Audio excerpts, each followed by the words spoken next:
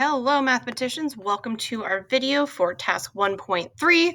We're going to fluently, that means easily, divide using the standard algorithm. Yay! I know, long division. You're so excited. So, Mr. Myers loves The Simpsons. So, here are the steps for long division with The Simpsons to help you remember. Most of you have already done this. You know, you're looking at me, you're like, Armgart, come on. So, let's get into it. Let's not waste your time. So we are going to divide 1,269 by 36. We put the first number under the bracket. It is the dividend. So it's like going in the den, going inside. The other number goes on the outside. Or the first sibling goes inside and shuts the door. The second sibling can't get through. Whatever helps you remember. But the first number goes under the bracket, the second number goes outside. Then we take both numbers, however many numbers are outside. We go digit by digit. So 36 does not go into 1 as a whole number. 36 does not go into 12 as a whole number, but 36 does go into 126. It goes in 3 times, and 3 times 36 is 108.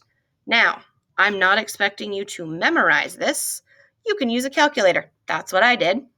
So, once we get to this step, we write 108 under there. You subtract, and we do 126 minus 108 is 18.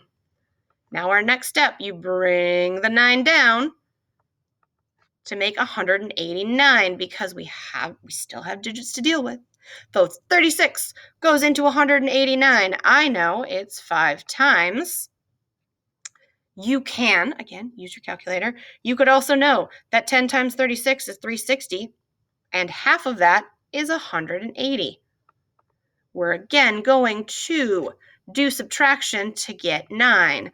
Now, I know many of you in elementary school learned that you're just going to say R9, remainder 9, done, yay. No, not in middle school, no longer. No longer can you say remainder. You must do something with that. So, you have 2 options. You can do a fraction or a decimal. So, let's do fraction first. We would do 35 and 9 over 36, which, kind of messy. Let's simplify that to be 35 and 1/4. Now, I know 1/4 is equal to 35.25. Now, you might be saying, Armgart, I know I did that on the calculator. Let's do it the long way. So what we do is we add the decimal, we add another 0, and we're going to bring the 0 all the way down. So now how many times does 36 go into 90? Well, it goes in 2 times. And we know that 2 times 36 is 72. So 90 minus 72 gives us 18. We add another 0. We bring the 0 down. 36 goes into 180 5 times. 5 times 36 is 180. So now we have nothing left over because 180 minus 180 is 0.